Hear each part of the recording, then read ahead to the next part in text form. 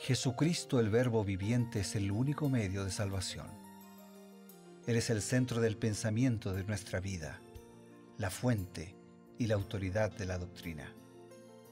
El principal propósito de la vida de Cristo fue la obediencia a los mandamientos, exaltando la ley de Dios como un reflejo de su carácter. El principal mensaje a ser predicado en el mundo, basado en Apocalipsis 14, está representado por 3 ángeles llevando el Evangelio eterno al mundo entero. Este mensaje se basa en los encantos inigualables de Cristo y declara que la hora del juicio ha llegado y llama a obedecer los mandamientos de Dios. Mediante su palabra, Dios ha comunicado a los hombres el conocimiento necesario para la salvación. Las Santas Escrituras deben ser aceptadas como dotadas de autoridad absoluta y como revelación infalible de su voluntad. Y aunque el canon de las Escrituras inspiradas está cerrado, el Espíritu Santo continúa iluminando, amonestando y confortando al pueblo de Dios a través del testimonio de Jesús, el Espíritu de profecía.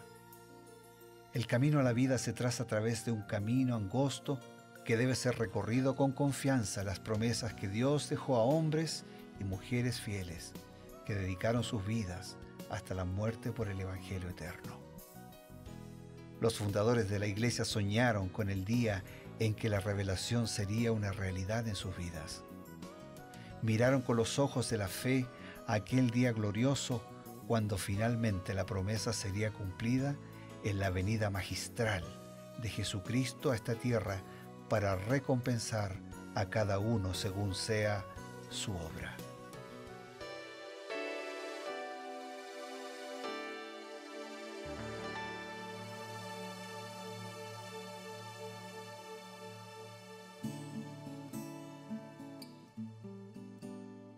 Uno de los grandes desafíos que existe cuando las personas conviven y trabajan juntos es tratar de mantener el concepto de la unidad, un concepto de armonía. Hoy en día las empresas entienden que el éxito radica en una buena relación humana, en una buena capacidad de trabajar en equipo. Por lo tanto, eso tampoco se abstrae a las condiciones de la Biblia. Hay un versículo en la Biblia que dice, andarán 2 juntos si no estuvieran de acuerdo. Para decir, es necesario la unidad, es necesario el compañerismo. Y eso es lo que vamos a estudiar hoy día junto al pastor Bruno Razo. Bienvenido, pastor, ¿cómo está? Gracias, pastor Patricio. Bien, gracias a Dios, muy bien. Y muy contentos de poder tener una nueva oportunidad de profundizar nuestro estudio, nuestra reflexión, nuestro análisis de la palabra de Dios. Muy bien, vamos a ir entonces al texto y al comentario. Este texto es un texto del profeta Amós y está en un contexto de unidad. Ahora, ¿cómo podemos aplicar estas palabras del profeta a nuestra relación diaria, a nuestras relaciones interhumanas? ¿Qué dice Elena de Juárez, pastor? En el libro A fin de conocerle, página 248, ella dice lo siguiente. Enoc anduvo con Dios, pensaba como Dios. El profeta pregunta, ¿andarán 2 juntos si no estuvieren de acuerdo? Si pensamos como Dios, nuestra voluntad se sumergirá en la de Dios e iremos a cualquier parte donde Dios nos dirija. Así como un niño amante pone su mano en la de su padre y camina junto a él con plena confianza, haya oscuridad o luz, así también los hijos de Dios deberán andar con Jesús en tiempo de gozo o de aflicción, a la luz o en las sombras, en el camino de la vida. Linda declaración, ¿no? Sí, muy interesante. Aquí hace una mención a un personaje muy interesante, que es el caso de Enoc. Enoc, entiendo, tercer patriarca después de Adán. Y la Biblia señala que él anduvo, que él caminó con Dios, no murió, está en el cielo. ¿Es así? Así es. Estamos conscientes. ¿Y cuáles fueron las características que podrían ser como las que nosotros tendríamos que tener hoy día si quisiéramos tener esa misma relación con Dios? Una niña quería explicar esta historia de Enoc y dijo así, Enoc y Dios eran muy amigos, y como eran muy amigos salían a pasear juntos. Y a veces Dios venía a la casa de Enoc y se quedaba en la casa de Enoc. y otras veces Enoc iba a la casa de Dios y se quedaba en la casa de Dios. Y al final le gustó tanto que se quedó para siempre en la casa de Dios. O sea, el caminar de Enoc con Dios era mucho más que una expresión simbólica, metafórica o poética. Significaba colocarse en sus manos, significaba someterse a su voluntad, significaba sintonizar con su mensaje. Y eso es lo que Enoc hacía. Caminaba con Dios, vivía con Dios. Pastor, pero Y hay, por eso finalmente se fue claro, directamente a la casa de Dios. pero hay una realidad que humanamente es difícil, como mantener esta dinámica de devoción, de relación con Dios, levantarse temprano todos los días en la mañana, intentar estudiar la Biblia. Eh, ¿Cómo se logra eso? O sea, ¿se forma un hábito? ¿Es algo que hay que autodisciplinarse para este Bueno, caminar? Porque no es fácil tener una vida de devoción hoy en día. hay que autodisciplinarse, hay que esforzarse, hay que buscar la ayuda de Dios, hay que tener prioridades, porque a veces no tenemos tiempo para orar o leer la Biblia, pero tenemos tiempo para otras cosas. Entonces sí, con esfuerzo, con disciplina, sobre todo con oración y con prioridades. ¿Se logra el hábito finalmente o se crea la necesidad? Se logra, nosotros somos criaturas que nos movemos en base a hábito.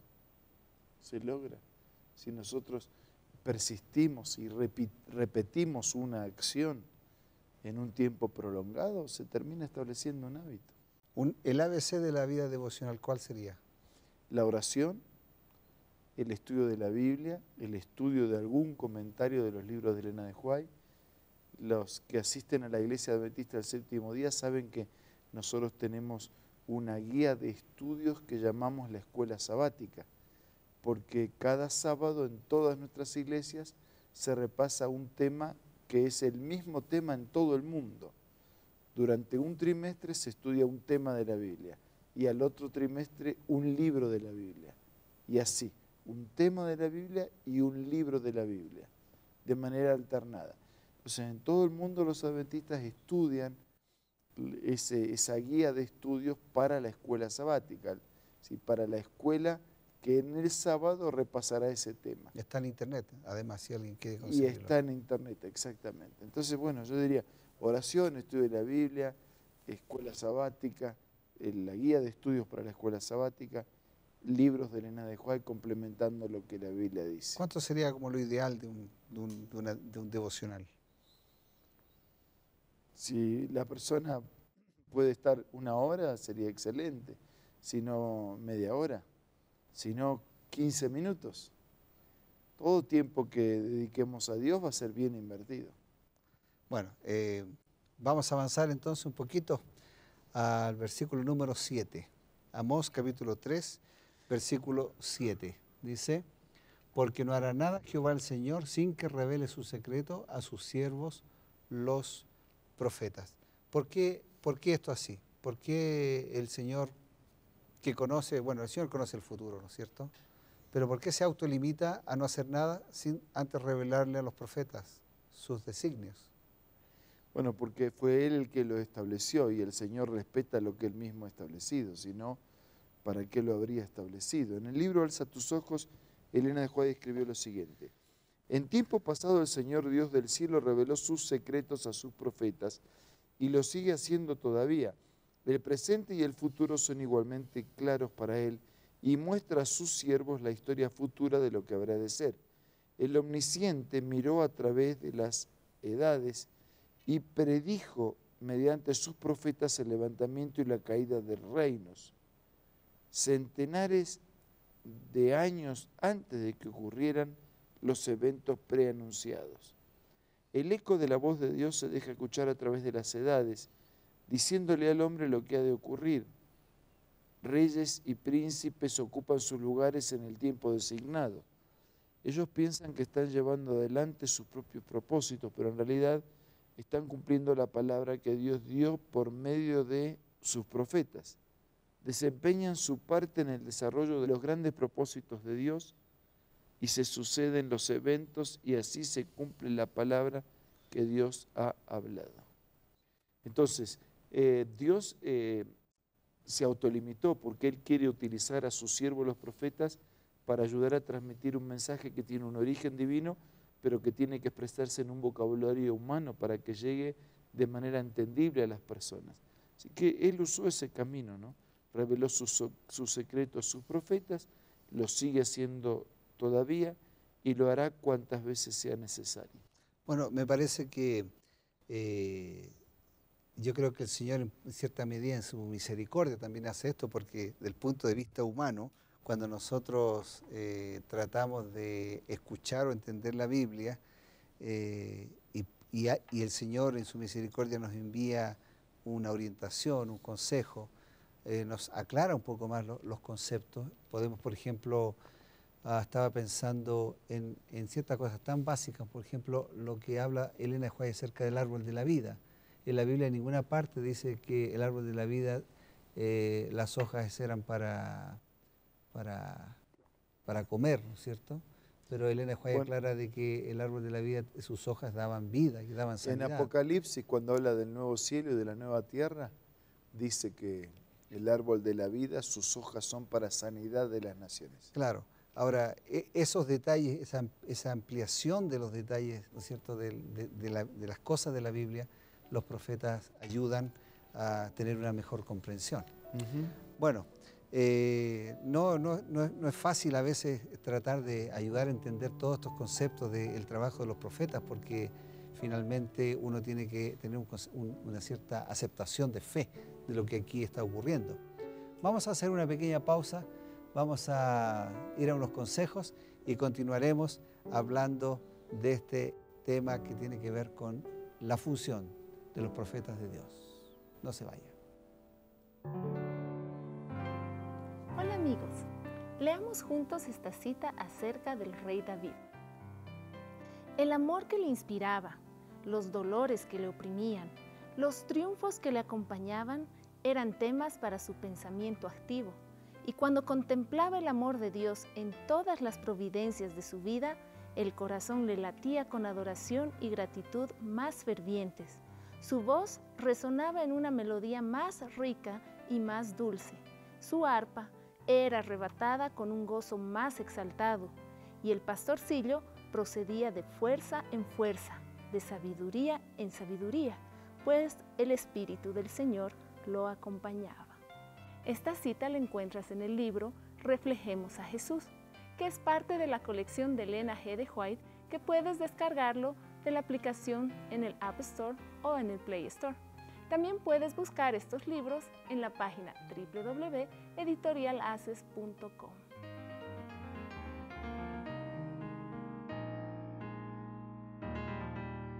Muchas gracias por estar con nosotros en este programa Creen sus profetas. Estamos analizando Amós capítulo 3 y algunos versículos de Amós capítulo 3, pero ahora vamos a ir a las conclusiones finales donde vamos a poder ya ir cerrando este capítulo. Pastor, ¿cuáles serían los consejos sobre este capítulo? No, yo diría la declaración del apóstol a los hebreos cuando dijera que sin fe es imposible agradar a Dios, porque el que se acerca a Él tiene que creer que Él existe y que Él es galardonador, o sea, recompensa a los que le buscan.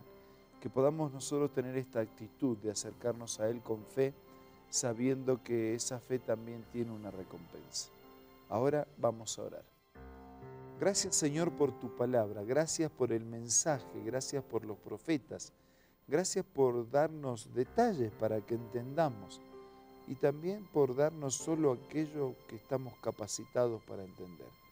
Ayúdanos a acercarnos confiadamente y también responde y recompensa ese acercamiento de fe. Bendícenos a todos, te lo pido, te lo agradezco en el nombre de Jesús. Amén. Amén. Queridos amigos y amigas, muchas gracias por estar con nosotros en Creen sus profetas el día de hoy.